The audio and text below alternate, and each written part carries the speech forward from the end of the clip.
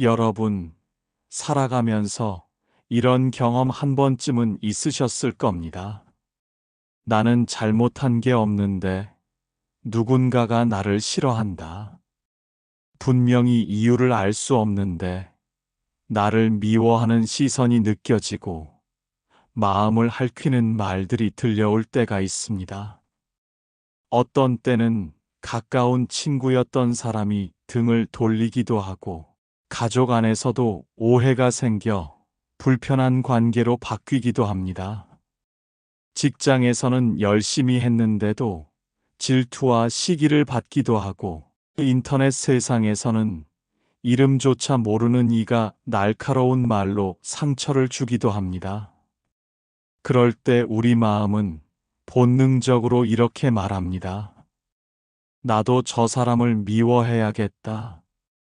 그 사람이 내게 상처를 줬으니 나도 똑같이 갚아줘야 한다.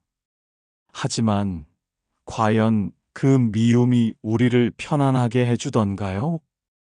밤에 잠을 청하려 할 때 가슴 속에서 불이 일듯 화가 올라오고 억울한 생각에 눈물이 맺히기도 합니다.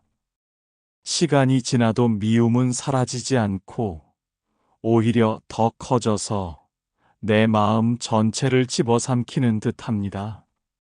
부처님은 이런 우리의 마음을 잘 아셨습니다.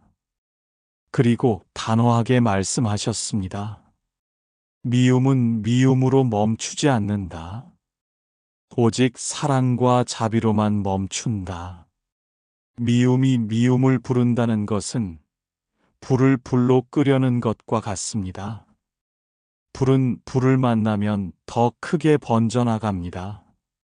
그러나 물을 가져와야만 꺼집니다. 마찬가지로 미움을 받은 사람이 다시 미워하면 이 세상은 영원히 미움의 불길 속에 휩싸이게 됩니다. 부처님은 우리에게 다른 길을 보여주셨습니다. 그대여, 미움이 와도 미움으로 갚지 말라. 까닭 없이 증오가 다가와도 그 속에서 마음을 깨끗이 씻고 살아가라. 여러분, 오늘 이 시간에 함께 생각해 보고 싶은 주제는 바로 이것입니다. 어떻게 하면 미움의 불길을 끊고 자비의 길을 열어갈 수 있을까? 이 질문은 단지 종교적인 문제가 아니라 우리의 일상과 직결된 문제입니다. 가정에서의 불화, 직장에서의 갈등, 마이너스 사회 속의 불신, 마이너스 심지어 나라와 나라 사이의 전쟁까지 그 뿌리를 들여다보면 모두 미움을 미움으로 갚으려는 마음에서 비롯된 것입니다. 우리가 미움이라고 부르는 감정은 과연 무엇일까요?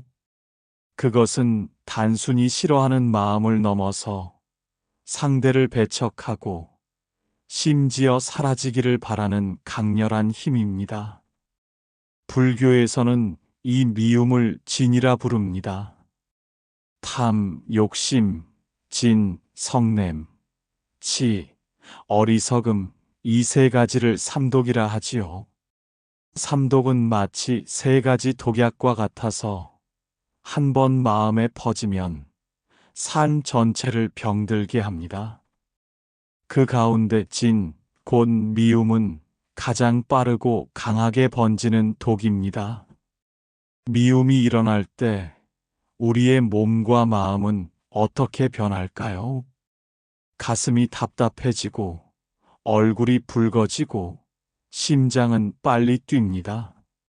생각은 온통 상대를 향한 분노로 가득 차고 그 사람의 단점만 떠오릅니다.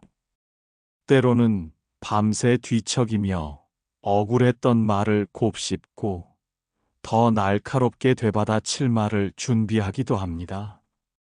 부처님은 미움이야말로 나와 세상을 모두 불태우는 불길이라고 하셨습니다. 작은 불씨가 떨어졌는데 그 불씨를 꺼내지 않고 오히려 기름을 부으면 어떻게 될까요? 불은 삽시간에 번져서 집 전체를 태워버릴 것입니다. 미움도 마찬가지입니다. 작은 불씨로 시작했지만 우리가 그것을 붙들고 놓지 않으면 불길은 걷잡을 수 없이 커집니다. 그리고 그 불길 속에서 가장 먼저 타버리는 것은 바로 나 자신입니다. 예전에는 둘만의 갈등으로 끝났던 일이 이제는 SNS라는 공간에서 순식간에 퍼져나갑니다. 몇 초 만에 수십만 명이 그 갈등을 알게 되고 수많은 말이 덧붙여지며 미움은 증폭됩니다. 결국 처음에 작은 오해가 사회 전체의 갈등으로 번져나가기도 하지요. 부처님께서 제자들에게 이렇게 물으신 적이 있습니다. 누군가 그대에게 독이 든 잔을 내밀면 그 잔을 꼭 받아야겠는가? 제자들은 대답했습니다. 아닙니다, 세존이시여. 독이 든 줄 안다면 결코 받지 않을 것입니다. 그러자 부처님은 말씀하셨습니다. 그대여, 남이 욕을 퍼부어도 그대가 그 말을 받아들이지 않으면 그 독은 다시 그 사람에게로 돌아간다. 이 말씀은 우리가 일상에서 반드시 새겨야 할 교훈입니다. 상대의 미움을 내가 받아들이는 순간 그것은 내 마음에 독이 됩니다. 하지만 내가 받아들이지 않는다면 그 독은 내 것이 아니라는 사실을 알게 됩니다. 미움은 마치 바닷물과도 같습니다. 바닷물을 들이마시면 목이 더 마르고 고통이 커집니다. 잠시 갈증이 풀릴 것 같지만 결국은 더 큰 고통으로 이어집니다. 마찬가지로 미움을 되갚을 때 순간적으로는 통쾌할 수 있습니다. 하지만 곧 마음은 더 험악해지고 관계는 더 꼬이며 괴로움은 배가 됩니다. 이것이 바로 미움의 본질입니다. 부처님 시대에도 미움은 분명 존재했습니다. 오히려 부처님처럼 세상에 큰 영향을 미치는 분에게는 더 많은 미움과 질투가 따랐습니다. 그 대표적인 인물이 바로 데바다타입니다. 데바다타는 부처님의 사촌이자 초기에는 훌륭한 수행자였습니다. 그는 부처님의 지혜와 자비를 존경하며 따랐지만 시간이 지날수록 마음속에 질투가 피어올랐습니다. 많은 대중이 부처님께 귀의하고 존경과 공양을 드리는 모습을 보며 마음은 점점 어두워졌습니다. 데바다타는 결국 이렇게 생각합니다. 왜 모든 사람들이 곧다마 부처님에게만 귀의하는가? 내가 이 공동체의 지도자가 되어야 한다. 내가 더 큰 힘을 가져야 한다. 그는 부처님을 몰아내고 자신이 교단을 이끌려는 야심을 품습니다. 그 마음은 곧 미움과 증오로 바뀌어 부처님을 해치려는 계획으로 이어졌습니다. 그는 제자들을 선동하여 교단을 분열시키려 했습니다. 심지어 암살자를 고용하여 부처님을 없애려 했습니다. 한 번은 거대한 바위를 굴려 부처님을 다치게 하려 했고 또 한 번은 길에 코끼리를 풀어놓기도 했습니다. 그 모든 행위의 뿌리는 단 하나, 미움과 질투였습니다. 그렇다면 부처님은 어떻게 대응하셨을까요? 보통의 사람이라면 분노로 맞서 싸우고 그 악행을 반드시 벌하려 했을 것입니다. 하지만 부처님은 결코 미움으로 대응하지 않으셨습니다. 그는 제자들에게 이렇게 말씀하셨습니다. 그대들아, 대바다 타는 어리석음에 눈이 가려 길을 잃었을 뿐이다. 그의 미움에 내가 미움으로 갚는다면 나 또한 길을 잃게 되리라. 부처님은 그저 자비의 눈으로 대바다 타를 바라보셨습니다. 그 또한 결국 자기 업의 열매를 맛볼 것이다. 우리는 그 길을 따르지 말아야 한다. 부처님께 욕설을 퍼붓던 한 바라문이 있었습니다. 그는 부처님을 찾아와 거친 말을 쏟아냈습니다. 그러자 부처님은 조용히 물으셨습니다. 만약 누군가가 그대에게 선물을 내밀었는데 그대가 그것을 받지 않는다면 그 선물은 누구의 것이 되겠는가? 바라문은 대답했습니다. 그것은 당연히 준 사람에게 남겠지요. 부처님은 말씀하셨습니다. 그대가 나에게 욕을 하였지만 내가 그것을 받지 않았으니 그 욕은 다시 그대의 것이 되리라. 이 짧은 말씀 속에 깊은 지혜가 담겨 있습니다. 상대가 미움을 던져도 내가 그것을 붙들지 않으면 미움은 내 마음에 들어오지 않습니다. 그렇다면 왜 사람들은 그렇게 쉽게 미움으로 되갚으려 하는가? 미움을 되갚는 마음은 결국 우리에게 어떤 결과를 가져오는가? 여러분, 누군가가 나를 미워할 때 가장 먼저 떠오르는 반응은 무엇입니까? 나도 저 사람을 미워해야겠다. 그가 내게 했던 말과 행동을 꼭 되갚아 주리라. 이것은 본능에 가까운 마음입니다. 그러나 부처님은 분명히 말씀하셨습니다. 미움은 미움으로 멈추지 않는다. 그렇다면 왜 우리는 본능적으로 되갚음을 선택할까요? 그 이유는 단순합니다. 미움을 되갚으면 통쾌할 것이라 착각하기 때문입니다. 예를 들어 보겠습니다. 직장에서 억울한 말을 들었을 때 나도 똑같이 말로 되받아 쳤다고 합시다. 그 순간에는 통쾌합니다. 드디어 내가 이겼다 하고 마음이 시원해질 수 있습니다. 하지만 그 기분은 오래가지 않습니다. 잠시 후 찾아오는 건 불안과 후회입니다. 내가 너무 심하게 말한 건 아닐까? 이제 그 사람과의 관계는 어떻게 될까? 다른 사람들은 나를 어떻게 볼까? 통쾌함은 잠깐이고 뒤따르는 괴로움은 길게 남습니다. 이것이 바로 미움을 되갚음으로써 생기는 고통입니다. 부처님은 제자들에게 이렇게 말씀하셨습니다. 미움은 마치 내가 독을 마시고 상대가 죽기를 바라는 것과 같다. 한번 상상해 보십시오. 누군가 나를 괴롭혔다고 해서 내가 독약을 마시며 저 사람이 고통받기를 바란다고 한다면 그 독이 누구를 죽이겠습니까? 바로 나 자신입니다. 되갚음의 마음은 상대를 향해 날아가지만 가장 먼저 나의 심장을 파괴합니다. 법구경에는 이런 구절이 있습니다. 원망으로 원망을 갚으면 원망은 멈추지 않는다. 오직 원망을 내려놓을 때 비로소 멈춘다. 내 마음이 자유로워지기 위해서 나는 미움을 내려놓아야 합니다. 한 직장인이 상사의 부당한 말과 행동에 크게 상처를 입었습니다.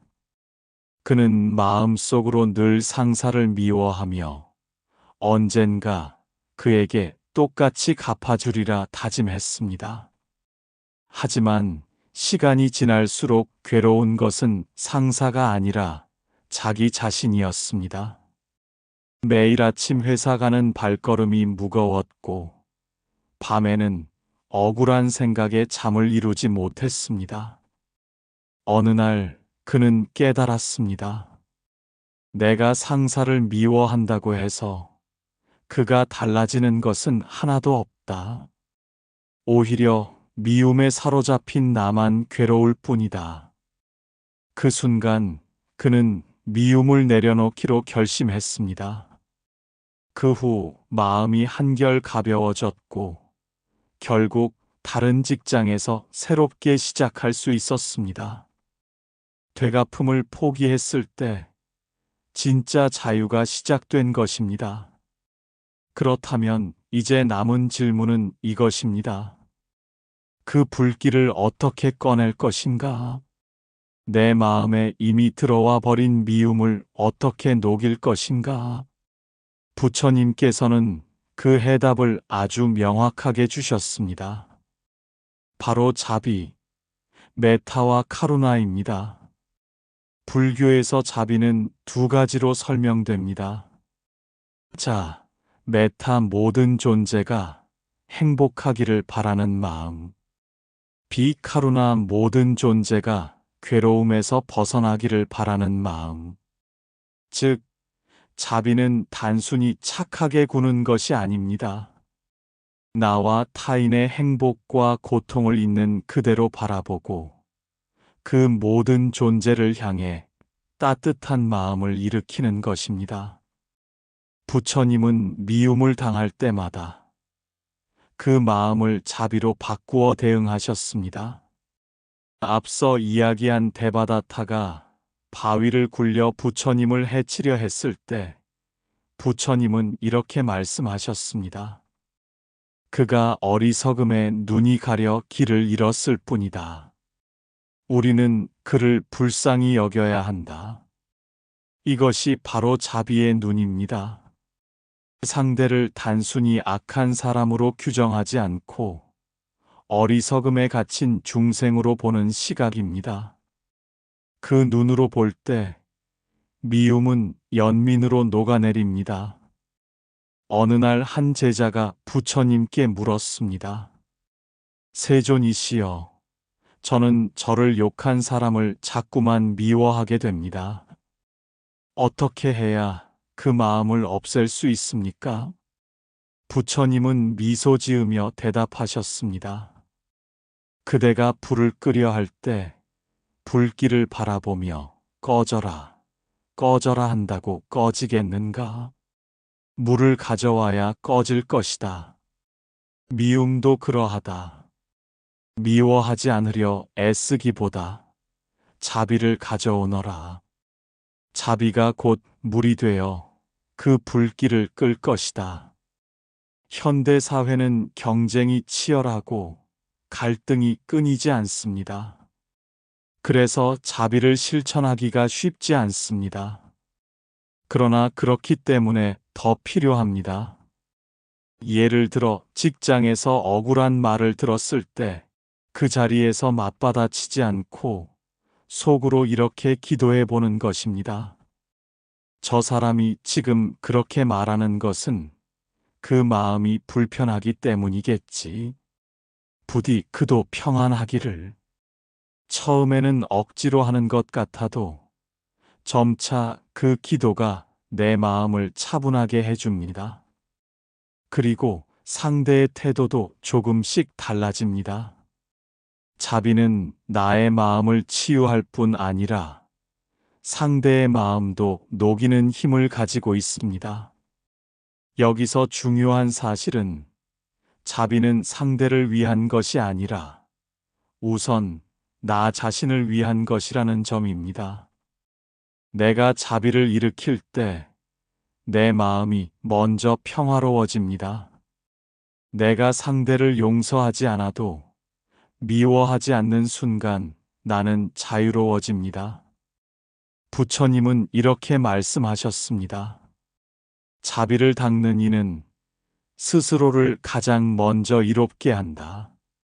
우리가 부처님의 가르침을 알았다고 해서 미움이 하루아침에 사라지지는 않습니다.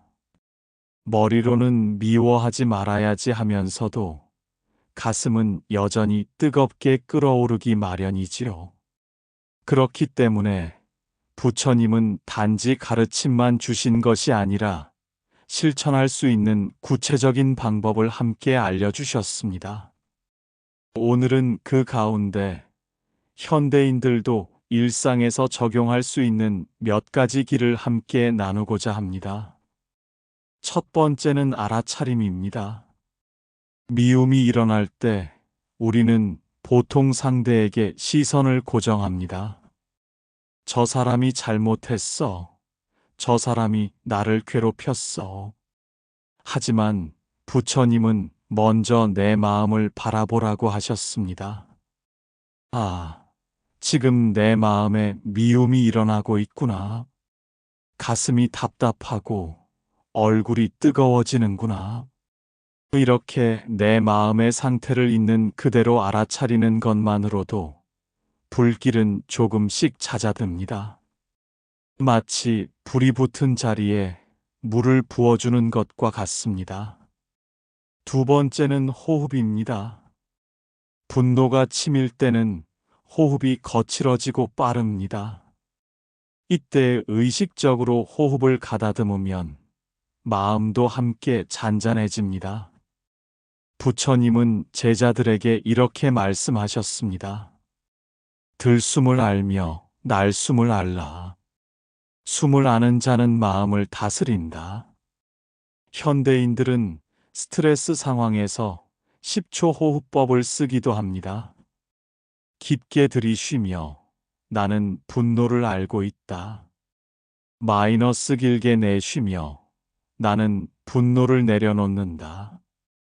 단 몇 번의 호흡만으로도 감정의 불길이 사라지는 경험을 하게 됩니다. 세 번째는 시선을 바꾸는 것입니다. 나를 괴롭힌 사람을 단순히 적으로 보면 미움이 커집니다. 그러나 그 사람도 괴로움 속에 있다는 사실을 깨달으면 연민이 일어납니다.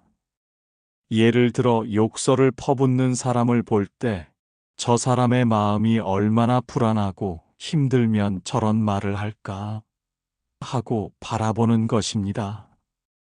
이렇게 보면 미움은 줄고 연민은 커집니다. 부처님은 제자들에게 상대의 어리석음을 불쌍히 여겨라. 그 또한 괴로움 속에 있다.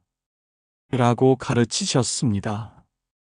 이 눈으로 세상을 볼 때 우리는 미움 대신 자비를 키워갈 수 있습니다. 네 번째는 즉각적인 반응을 멈추는 것입니다. 미움이 올라올 때 우리는 본능적으로 말과 행동으로 바로 내뱉으려 합니다. 하지만 그 한마디가 불길을 키우는 기름이 됩니다. 그래서 부처님은 이렇게 말씀하셨습니다. 분노가 일어날 때 혀를 다스려라. 그대가 내뱉은 말이 결국 그대를 묶을 것이다. 잠시 멈추고 말하지 않고 행동하지 않는 것. 그 침묵의 순간이 미움의 고리를 끊어주는 힘이 됩니다. 마지막으로 부처님께서 강조하신 것은 자비의 기도입니다. 미움을 느낄 때 오히려 그 사람을 향해 마음속으로 축복을 보내는 것입니다. 당신도 행복하기를, 당신도 고통에서 벗어나기를. 처음에는 입에서 잘 나오지 않을 수도 있습니다. 그러나 반복할수록 내 마음이 먼저 차분해지고 놀랍게도 상대에 대한 미움도 조금씩 녹아내립니다. 여러분, 현대 사회에서도 이 방법들은 그대로 통합니다. 회의 중 억울한 말을 들었을 때 즉시 반박하기보다 잠시 호흡을 고릅니다. 인터넷에서 상처되는 댓글을 보았을 때 그대로 되갚지 않고 이 사람도 고통 속에 있구나 하고 연민으로 바라봅니다. 가족과 다툼이 있을 때 말 한마디 멈추고 자비의 기도로 마음을 씻습니다. 이러한 작은 실천이 내 삶을 바꾸고 관계를 바꾸고 결국 세상을 바꿔갑니다. 미움의 불길을 끄는 것은 거창한 수행이 아니라 알아차림, 호흡, 시선 전환, 멈춤잡이, 기도라는 작은 습관들입니다. 이 5가지를 일상에서 꾸준히 실천할 때 내 마음은 점점 부드러워지고 미움은 힘을 잃습니다. 미움은 우리 마음을 묶는 쇠사슬입니다. 누군가를 미워할 때 우리는 그 사람을 떠올릴 때마다 분노에 사로잡힙니다. 식사를 하면서도, 일을 하면서도, 심지어 잠을 자려고 누워서도 그 얼굴이 떠오릅니다. 겉으로는 내가 미워하는 대상이지만 실제로는 그 사람이 내 마음을 지배하고 있는 것입니다. 마치 내가 감옥의 죄수가 되어 감시자인 그 사람의 그림자에서 벗어나지 못하는 것과 같습니다. 그러니 미움을 버린다는 것은 곧 내 마음의 감옥에서 풀려나는 일입니다. 마음이 흔들리지 않는다면 얼마나 자유롭겠습니까? 과거의 상처를 떠올려도 더 이상 가슴이 불타지 않고 오히려 연민과 이해가 피어난다면 얼마나 평화롭겠습니까? 이것이 바로 미움 없는 삶이 주는 자유입니다. 그 자유 속에서는 내 마음이 고요하고 인간관계가 부드러워지고 무엇보다 내가 나답게 살아갈 수 있습니다. 법구경에는 이런 구절이 있습니다. 원망을 버린 이는 잠을 편안히 이루고 깨어나도 마음이 고요하다. 그는 세상 어디서도 두려움이 없다. 이 말은 단순한 이상이 아니라 수행자들이 실제로 경험한 진실입니다. 미움을 버리면 우리의 밤은 깊고 고요해지고 낮은 맑고 자유로워집니다. 한 수행자가 있었습니다. 그는 어린 시절 자신을 학대했던 사람에 대한 미움으로 오랫동안 괴로워했습니다. 수행을 하면서도 그 기억이 떠오를 때마다 화가 치밀어 올랐습니다. 하지만 그는 부처님의 가르침대로 매일 자비 명상을 하며 이렇게 기도했습니다. 그 사람도 행복하기를, 그 사람도 괴로움에서 벗어나기를. 처음에는 입에서 나오지도 않았습니다. 하지만 수년간 반복하다 보니 어느 날 갑자기 마음이 달라졌습니다. 그 얼굴을 떠올려도 더 이상 불타지 않았고 오히려 연민이 일어났습니다. 그는 눈물을 흘리며 이렇게 말했습니다. 나는 이제야 자유로워졌다. 내 과거의 감옥에서 풀려났다. 현대 사회에서 미움 없는 자유는 더 큰 의미를 가집니다. 직장에서 억울한 말을 들어도 마음에 오래 담아두지 않는 자유. 가까운 가족과 다투어도 그 미움을 며칠씩 끌고 가지 않는 자유. 인터넷에서 공격적인 말을 보아도 그것에 휘둘리지 않는 자유. 이 자유는 누가 우리에게 주는 것이 아닙니다. 바로 내가 내 마음에서 미움을 내려놓을 때 주어집니다. 미움 없는 삶은 단순히 착하고 선한 삶이 아닙니다. 그것은 내 마음의 주인이 되는 삶, 어떤 상황에서도 흔들리지 않는 삶입니다. 그리고 그 삶은 오직 자비의 실천을 통해서만 얻을 수 있습니다. 오늘 우리는 부처님의 말씀, 우리를 미워하는 사람도 미워하지 말고 까닭 없이 우리를 증오하는 이들 속에서도 미움을 깨끗이 떨치고 살라. 이 가르침을 따라 미움의 본질과 그것을 녹이는 길을 함께 살펴보았습니다. 돌아보면 우리의 삶은 미움과 원망으로 가득 차 있었습니다. 누군가의 말 한마디, 억울한 오해, 근거 없는 비난. 그때마다 우리는 본능적으로 미움으로 대응하려 했습니다. 그러나 그 길은 결국 나를 더 괴롭히고 내 삶을 감옥에 가두는 길이었습니다. 부처님은 아주 분명하게 말씀하셨습니다. 미움은 미움으로 멈추지 않는다. 오직 자비와 사랑으로만 멈춘다. 이것은 단순한 이상이 아니라 우리의 마음을 자유롭게 하는 가장 실제적인 길입니다. 불교에서 회향은 단순히 법문을 마치는 인사가 아닙니다. 내가 배운 것을 다시 세상에 돌려보내는 행위입니다.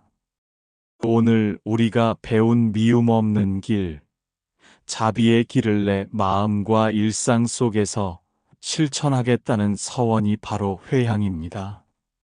내가 미움을 버릴 때 내 삶은 달라지고 결국 세상도 달라집니다. 오늘 이 법문을 통해 여러분의 마음 속에도 작은 자비의 씨앗이 심어졌기를 바랍니다. 그 씨앗이 자라서 언젠가는 큰 나무가 되어 나와 세상을 시원한 그늘로 덮어주기를 기원합니다.